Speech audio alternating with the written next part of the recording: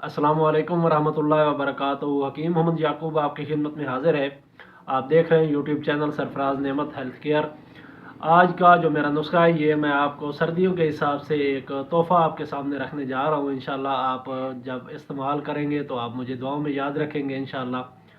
सर्दियों के मौसम के अंदर अगर किसी को बहुत ज़्यादा सर्दी महसूस होती है, और एक तो जो तबी तौर पे सर्दी है वो तो महसूस होनी है, इंसान है, एहसासात का मजमूआ है।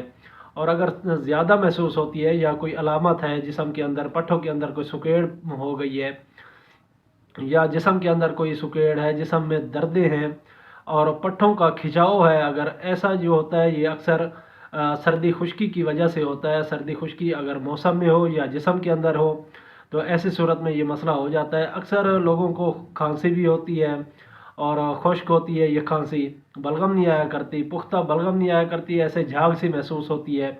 काफ़ी देर खांसते रहते हैं, उसके बाद जाके कोई सफ़ेद सी झाग महसूस होती है। तो ऐसी सूरत में भी आप इस नुस्खे को इस्तेमाल कर सकते हैं। फेफड़ों को साफ़ करने के लिए इस नुस्खे को आप बेहतरीन पाएंगे इंशाल्लाह। अक्सर जो दमे के मरीज़ होते हैं उनके फेफड़े जो होते हैं उनके ऊपर एक लेस नुमा रतूबत सी जमा होती है, और वो जो सुराख होते हैं फेफड़ों के उनको जमा बंद किए हुए होती है। तो ऐसी सूरत में भी आप इसको इस्तेमाल कर सकते हैं। ऐसे हजरात जो तंबाकू नोशी करते हैं, हुक्का का इस्तेमाल करते हैं, सिगरेट बीड़ी का इस्तेमाल करते हैं, तो वो भी इस नुस्खे को इस्तेमाल कर सकते हैं। उनके जो फेफड़ों के अंदर जमी हुई रतूबत है उसको ये इंशाल्लाह साफ़ कर देगा और आपके जो फेफड़े हैं वो तरोताज़ा हो जाएंगे। और इसके अलावा अगर खून गाढ़ा है, आपका खून की सर्कुलेशन मुकम्मल नहीं होती, खून जो है जिस्म के अंदर दूर तक पहुंचता नहीं है, यानी कि अगर आपके पाँव सुन रहते हैं या पाँव ठंडे रहते हैं, तो ऐसी सूरत में भी आप इस नुस्खे को इस्तेमाल करेंगे तो ये खून के अंदर जोश लेके आएगा, तबी तौर पे जोश लेके आएगा, और वो जोश जो होगा वो आपको फ़ायदा देगा, ना कि ब्लड प्रेशर हाई करेगा बल्कि आपको फ़ायदा देगा। क्योंकि जब खून गाढ़ा होता है तो उस वक्त जो खून का कवाम है वो बहुत ज़्यादा गाढ़ा हो चुका होता है। तो ऐसी सूरत में अक्सर जिस्म के अंदर रुकावट भी हो जाया करती है, क्लॉट्स वगैरह जम जाते हैं। तो उनके लिए भी आप इस नुस्खे को बेहतर पाएंगे। आप इस नुस्खे को इस्तेमाल करेंगे तो जहाँ कहीं भी रुकावट होगी जिस्म के अंदर, खून की रवानी के अंदर कहीं रुकावट होगी, तो इसको इंशाल्लाह ये दूर कर देगा। इस्तेमाल इसको जैसे ही आप इस्तेमाल इसका शुरू करेंगे तो आपको पता चलेगा कि जिस्म के अंदर चुस्ती महसूस होगी, आपका जो खून है उसमें गर्माइश आएगी, हरारत आएगी, और आपका जो जिस्म है वो चाको चौबंद और चुस्त महसूस होगा। उसके अलावा अगर खून की सर्कुलेशन की कमी की वजह से या खून गाढ़ा होने की वजह से आपको इंतशार सही नहीं आता, मर्दाना कमज़ोरी है, आपको जो कुव्वत बा है वो कम है, क्योंकि जब तक आपका खून की सर्कुलेशन मुकम्मल नहीं होगी तो आपका जो आलत नस्ल है उसके अंदर इंतशार की जो सख्ती है, फुल टाइट जो इंतशार है वो नहीं आ सकेगा। अब नफ्स के अंदर कोई ऐसी चीज़ें तो है नहीं कि जो सख्त हों, वो रगों का मजमूआ है, नालियों का मजमूआ है। तो उसमें जो सख्ती और इंतशार जो होता है वह खून की वजह से होता है। अगर खून उसमें कम जाएगा, खून की सर्कुलेशन कम होगी, तो इंतशार, सख्ती वगैरह वो भी कम होगी। और अगर खून मुकम्मल जाएगा तो इंशाल्लाह आपका जो अज़्व ख़ास है उसका जो ज़ाविया 90 दर्जे पे होगा और आपको इंशाल्लाह बहुत लुत्फ़ आएगा। तो उसके अलावा इसमें ढीलापन अगर आपको महसूस होता है, टाइमिंग की कमी है, तो भी यह नुस्खा आप इस्तेमाल करेंगे तो इंशाल्लाह ज़बरदस्त रिज़ल्ट मिलते हैं। इसके अलावा कुछ लोग शिकायत करते हैं कि हम एक बार जब मुबाशरत कर लेते हैं तो उसके बाद फिर ऐसे महसूस होता है कि जिस्म बिल्कुल लागर और सुस्त सा हो गया है, कोई काम करने को दिल नहीं करता या फिर चलने फिरने को भी दिल नहीं करता, बस ऐसे लगता है कि जहाँ पड़े हैं वहीं पड़े रहे। और उसके अलावा दूसरी बार अगर कुछ लोग शौकीन होते हैं तो दूसरी बार भी उनको जिस्म जो उनका होता है वो तैयार नहीं होता। तो ऐसी सूरत में भी आप इस नुस्खे को इस्तेमाल करेंगे इंशाल्लाह मादा मनविया ढेरों की मिकदार में पैदा होगा जिस्म के अंदर, और आपका जो मसला है वो इंशाल्लाह हल हो जाएगा।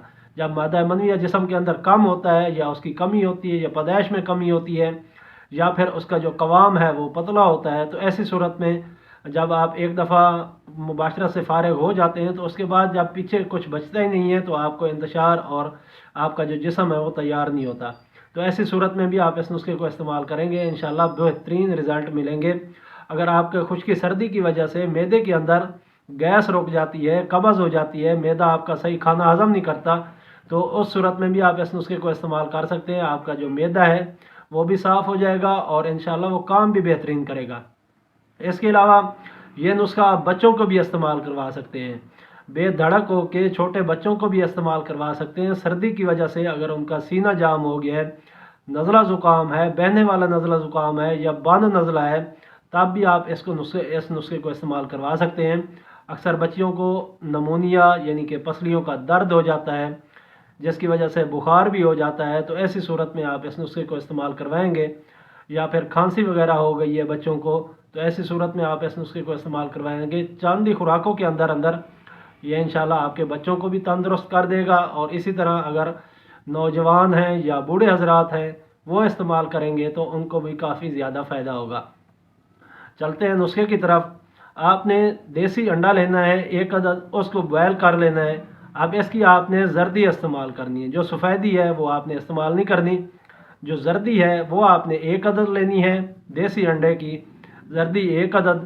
شہد اس میں آپ نے ڈالنا ہے 2 چمچ، چھوٹا مل جائے یا بڑا مل جائے، یہ آپ نے 2 چمچ ڈالنا ہے۔ اور تیسری چیز جو ہے وہ کالی مرچ کا سفوف، یہ 1 چٹکی ڈالنی ہے آپ نے، بالکل 1 سے 2 کالی مرچوں کے برابر جو اس کا سفوف بنے، 2 کالی مرچوں کا جو سفوف بنے وہ آپ نے اس کے اندر ایڈ کرنا ہے۔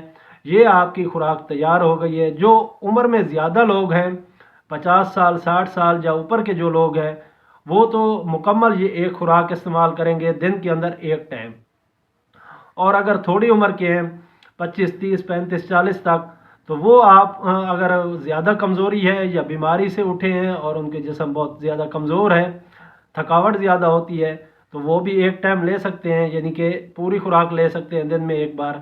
اور اگر نوجوان ہیں تو وہ اس کا آدھی ڈوز جو ہے وہ آدھی لیں گے، آدھی 1 دن لیں گے، آدھی دوسرے دن لیں گے، اور اس کو آپ نے 2 دن کے اندر استعمال کر لینا ہے، پھر تیسرے دن نہیں بنا لیں، تو انشاءاللہ یہ آپ کو فائدہ بھی اسی طرح ہوگا۔ اور جو بوڑھے حضرات ہیں وہ بھی اس کو استعمال کر سکتے ہیں۔ جب آپ نے چھوٹے بچوں کو چٹانا ہے تو آپ نے 1 انگلی کے اوپر لگا کے 1 ٹائم ان کو چٹا دیں صبح، اور 1 ٹائم چٹا دیں شام کو، صبح شام ان کو چٹائیں۔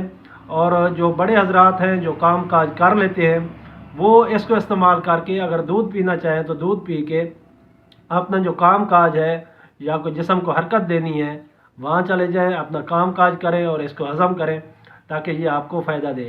تو انشاءاللہ آپ نے ساتھ میں خوراکیں بھی اسی طرح کی استعمال کرنی ہے، یعنی کہ جو خشک سرد جو غذائیں ہیں وہ آپ نے پرہیز کرنا ہے ان سے، اس کی جگہ گرم خشک سے گرم تر جو غذائیں ہیں، یعنی کہ آپ نے جگر کو طاقت دینا ہے، اور انشاءاللہ آپ کا جو مسئلہ ہے وہ حل ہو جائے گا۔